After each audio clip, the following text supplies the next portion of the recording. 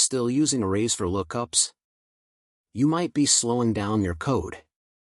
Today, I'll show you why dictionary t-key, t-value is the smarter choice in many scenarios. Arrays are great for storing sequential data, but when it comes to fast lookups, they're inefficient. Let's see why.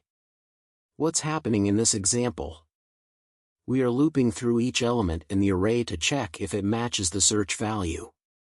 This is an O(n) operation, meaning the more elements you have, the longer it takes to find an item. This can significantly impact performance when dealing with large datasets. So what is the solution?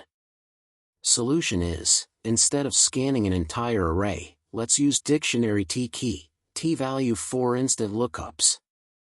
A dictionary uses hashing, making searches nearly O(1) time complexity. In this approach, we store numbers as keys in a dictionary and their corresponding text representation as values. The dot contains key 30 operation directly checks if 30 exists in the dictionary without looping through all elements. Since dictionaries use hashing, lookups happen in constant time O(1), which is much faster than iterating over an array. Let's compare performance when searching for an element in 1 million records.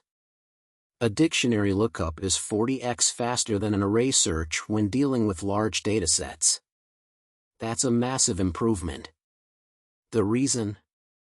Dictionaries use hash tables, making element retrieval independent of the number of items stored. Arrays, on the other hand, require scanning, which slows down as the dataset grows. Dictionaries aren't always the best choice. Use arrays when 1. You need indexed sequential access, like looping over elements. 2. Memory overhead is a concern. Dictionaries use extra space for hashing. 3. Data is small and doesn't require frequent lookups. Conclusion. Arrays are great for sequential data, but for fast lookups, dictionary t-key, t-value is a game changer.